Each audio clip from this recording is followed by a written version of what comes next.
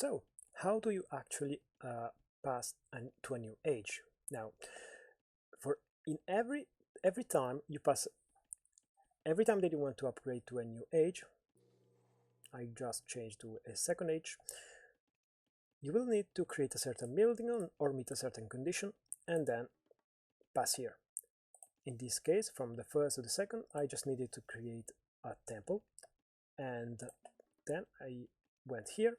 Now it's a 3, but before it was a 2, and I click here. This will be enabled once you create this certain building that you need, and once you spend these resources and do this, there will be a countdown, and after that you will be in the next age. And this is how you pass every age in Age of Mythology, with the exception of the Age of Wonders.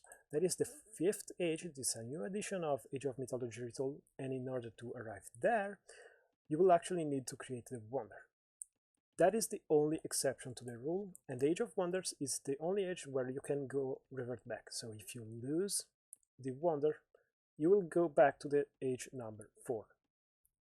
And that is it. That is how you advance ages in Age of Mythology Retold.